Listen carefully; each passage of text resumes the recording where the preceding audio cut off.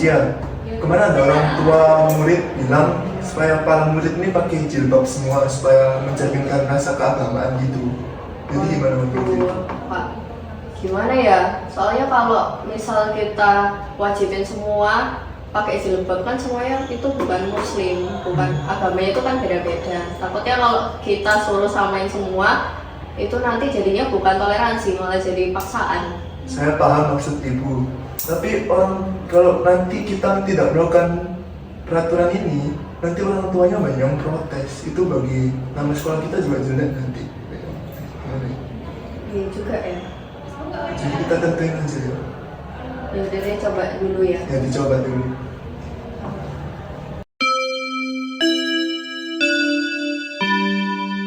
Anak-anak, mulai minggu depan untuk siswi perempuan wajib menggunakan jilbab ya. Ada pertanyaan? Tapi Bu, saya kan non-muslim, tidak terbiasa memakai hijab.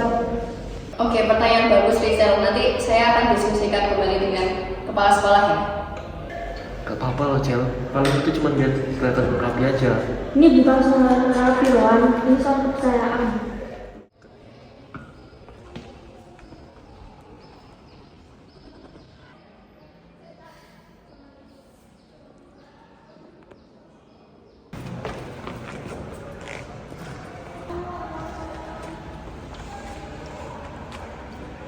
Halo Cel, aku ada satu lagi nih, mau gak?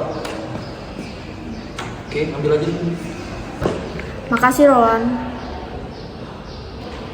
Loh, kau kenapa Cel? Kau murung terus? Aku cuma bingung. Aku suka sekolah ini, tapi aku juga pengen tetap jadi diri sendiri. Nggak dipaksa melakukan sesuatu hal yang berbeda dengan keyakinanku. Oh, aku paham sih. Aku juga awalnya berpikir, kenapa di sekolah ini itu mewajibkan kita untuk melakukan hal yang berbeda dengan keyakinan kita masing-masing. Padahal kan belum tentu satu sekolah itu keyakinannya sama. Iya, betul. Makanya itu aku bingung. Aku itu nggak mau dipaksa untuk melakukan hal yang tidak termasuk dalam keyakinanku. Setelah Bu Rere melihat anaknya yang murung, dia langsung menemui kepala sekolah. Selamat pagi Pak, Pagi Bu. saya ibunya Risha. Saya dengar ada peraturan untuk haruskan memakai jilbab ya. Terus gini Pak, anak saya kemungkinan itu kurang nyaman dengan itu. Jadi beberapa hari ini dia kelihatannya murung. Tolong Bapak tindak lanjuti dengan peraturan itu Pak. Peraturan. Begitu ya Bu? Iya. Saya paham sih, emang niatnya mungkin baik ya, tapi kenyataannya malah bikin siswa-siswa ini jadi sebagian murung, termasuk di channel itu. Anak saya beragama non-muslim, jadi itu mungkin dia tidak merasa nyaman dengan baik. peraturan itu. Baik. Terima kasih Pak. Besok saya akan diskusikan sama Bu Cia ya. Iya, terima kasih Pak. Oke, terima kasih. Setelah Bu Rere berbicara dengan kepala sekolah, Bu Cia langsung dipanggil oleh kepala sekolah. Mereka membicarakan terkait aturan jilbab yang sudah mereka tetapkan.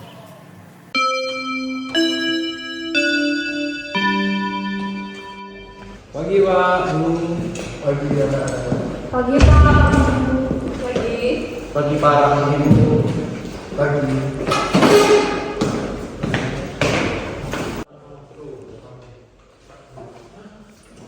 Oke anak-anak, hari ini kita akan ngobrol sedikit. Di sini Ibu mau nanya, menurut kalian sekolah ini udah cukup terbuka belum buat kalian? Saya, Bu. Menurut saya ingin bisa menjadi diri sendiri tanpa takut dihakimi. Saya Bu, menurut saya di sekolah ini kan gak cuma Islam aja agamanya, jadi kita kan beragam dan juga harusnya kita bertoleransi mengenai apa yang harus kita pakai. Menurut saya mereka berdua ini ada benarnya Bu, karena dari yang saya pelajari selama ini mungkin toleransi itu bukan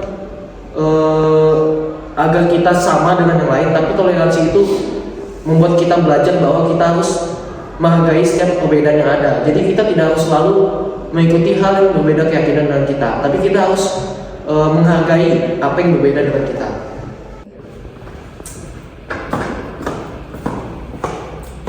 Bapak bangga sama kalian. Ayo tepuk tangan dulu. mulai hari ini sekolah kita gak akan menerapkan atribut-atribut keagamaan supaya murid-murid bisa merasa dirinya menjadi diri sendiri.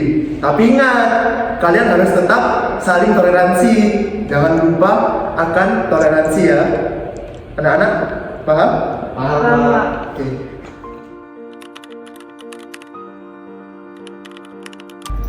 Menurut saya, permintaan wajib memakai hijab itu mencerminkan klaim sepihak terhadap kaum mayoritas terhadap kaum minoritas. Hal ini biasanya dibungkus dengan ketaatan atau keseragaman.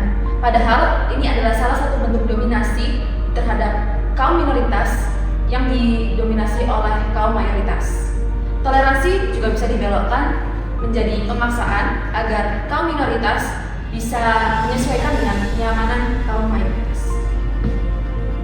Menurut saya, sekolah itu harus bersifat netral, bukan sebagai alat untuk memaksa suatu keyakinan atau budaya tertentu.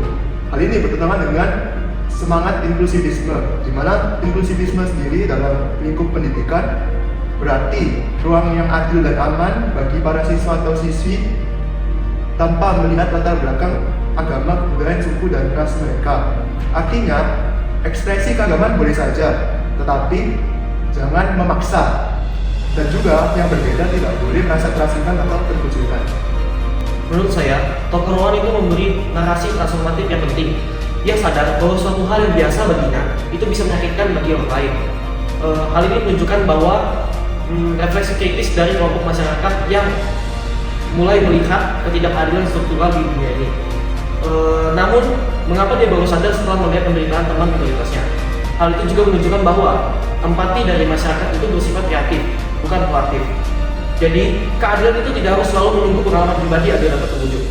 Jadi, seharusnya keadilan itu terwujud terlebih dahulu agar tidak terjadi hal-hal yang tidak kita inginkan seperti dari cerita sebelumnya.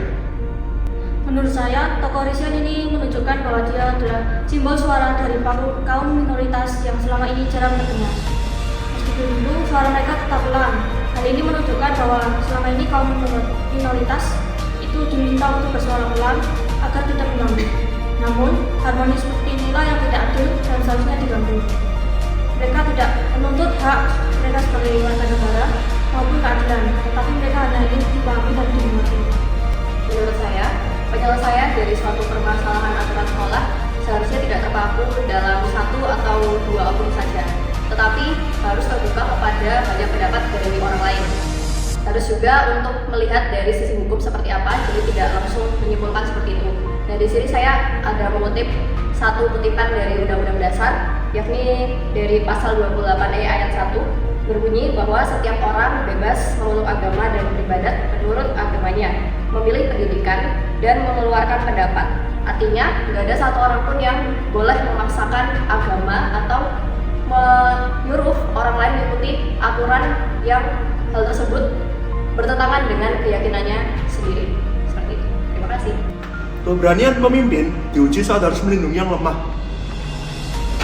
Dengarkan sebelum menilai, pahami sebelum menuntut. Jadilah dirimu sendiri, meski berbeda, tetap berharga.